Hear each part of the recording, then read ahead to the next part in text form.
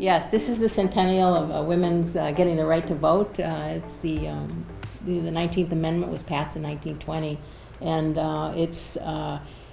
it's been quite a year that we expected to have dozens and dozens of performances and organizations. We're having dozens and hundreds of events all over the country, and everything is, of course, changed and is different. And but it's a topic that's really important to me. I wrote this play, We Did It For You, about how women got their rights in America, and it covers 400 years and 60 minutes of history, and it does include the whole suffrage story as well as other stories about the how the Puritan Revolution and civil rights and the 60s. So it covers a lot of things, and I love writing. I've been writing for 30 years.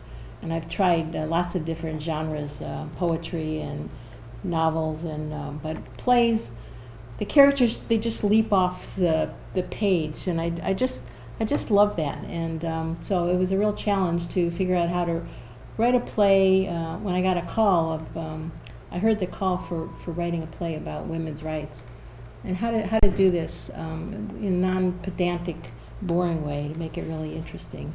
And I wanted to, as a woman living in a patriarchy, I felt like, I wanted my voice heard, and I wanted to find a way to do it, and writing is the way that I do it. And so I really identified with the women of the past who wanted their voices heard too. And, a lot of them, they just talked about that, like Mary Wollstonecraft, about how, and that's why she wrote Vindication of the Rights of Woman.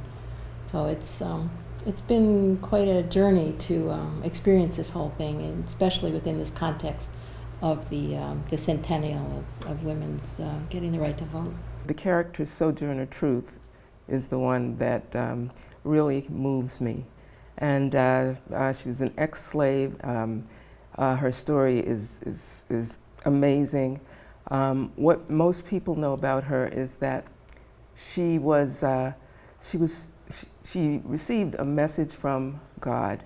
She sort of got religion. And it also told her that she needed to change her name.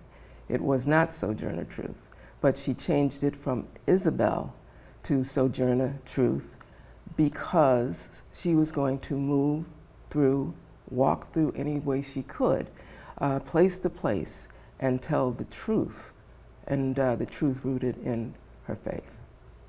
And the truth that I think came from her heart was also that everyone was created equal, that slavery was not, it was not an institution that should ever have happened, and it needed to be abolished. And she also felt that being a slave woman, she said, I could do anything a man could do. And that's a real part of the speech that says, women are equal, and sometimes more than that. But she was fighting the whole thing of being, African American, mm-hmm. and also being a woman, that intersectionality that, it's so big today. Mm-hmm. She was fighting that, and that's why she wound up saying that, ain't I a woman? Mm-hmm. Mm-hmm. People didn't think of the slaves as women. As people. As people. Right. Well, I was there when Thea wrote the play back in 2009, and it was like a whirlwind of, I wasn't in her head, but seeing the process. What affected me most was the whole premise of the play is based on a high schooler needing to write an essay about what women have done for history. And so it's this innocent young girl who thinks she has an idea about life, and one after another, these historical women come in to educate her in a anecdotal, oftentimes funny, very serious other times, great way that changes her from when she starts off until an hour later when she is amazed at what women have done. And I can feel that, and I feel it. I don't know how many times I've been part of the play now, probably 350, I have no idea. But it never loses that feeling of of inspiration and courage and heartache and truth throughout it, no matter who the character comes through.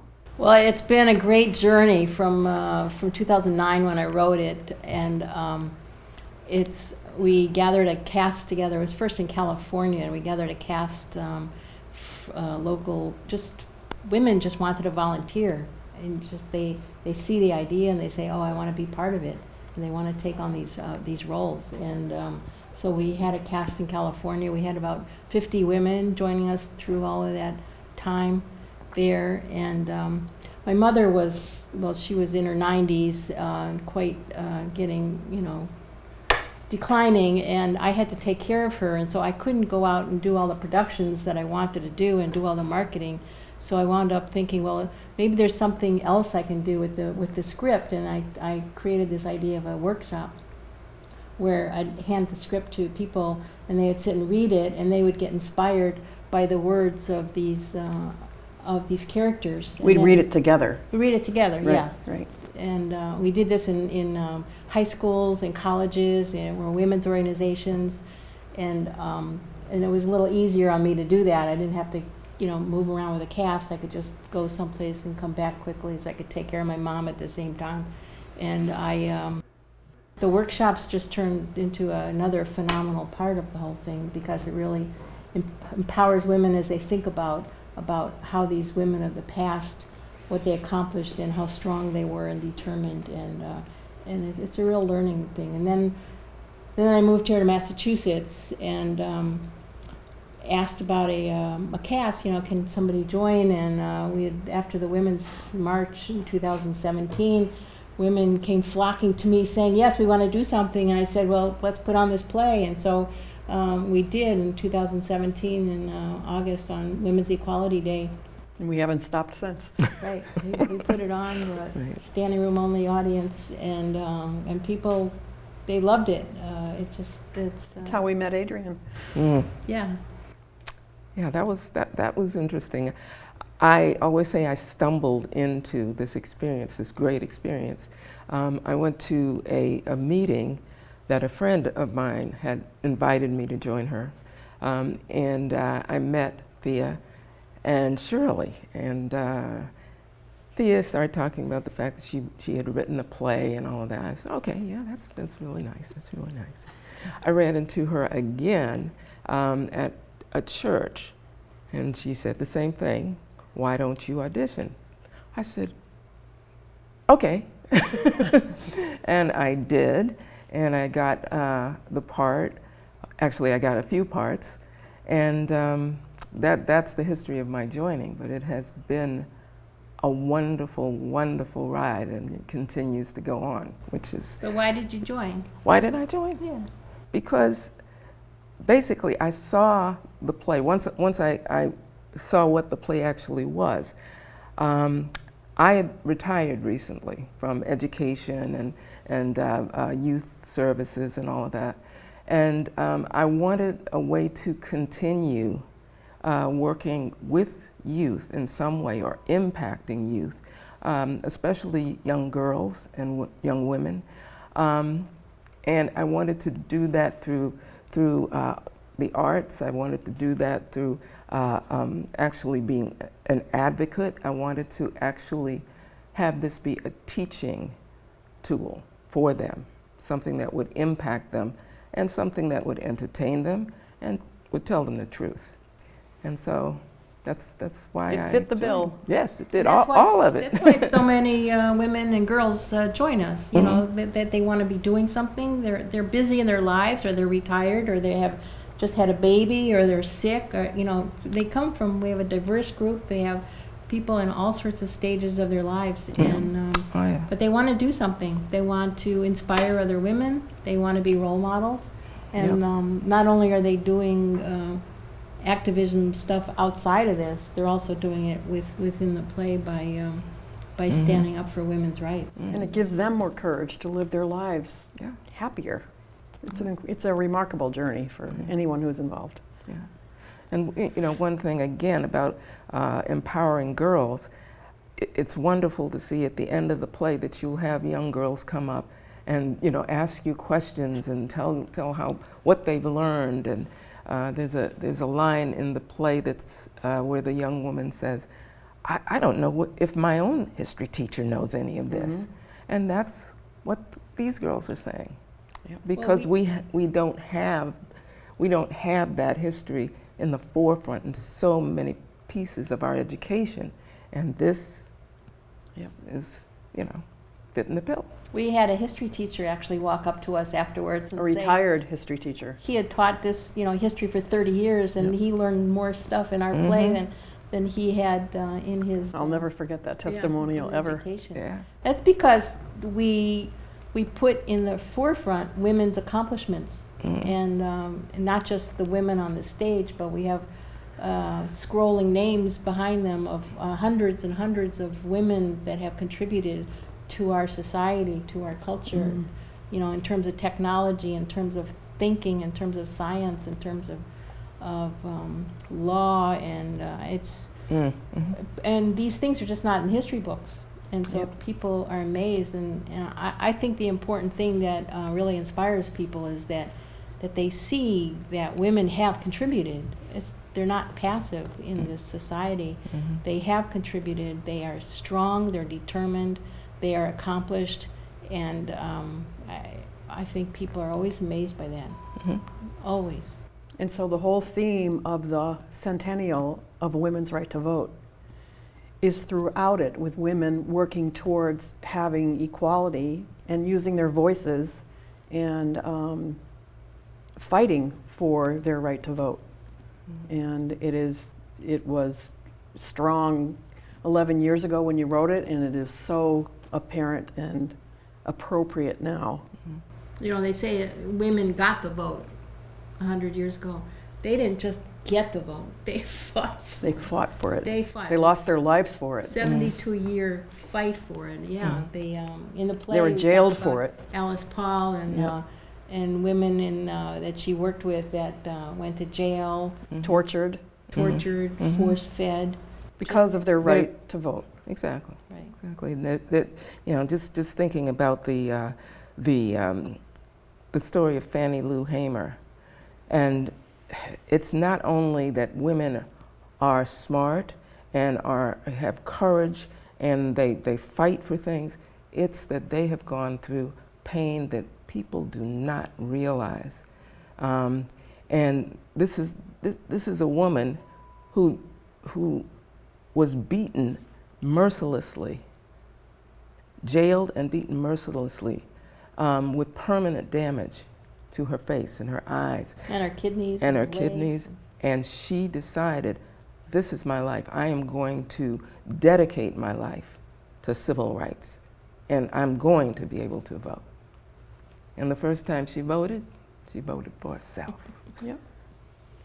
And you can hear a pin drop when the characters are talking on the stage with the backdrop and the picture behind on the screen of people's attention. It gives me the chills every time. It never gets old because it's truth.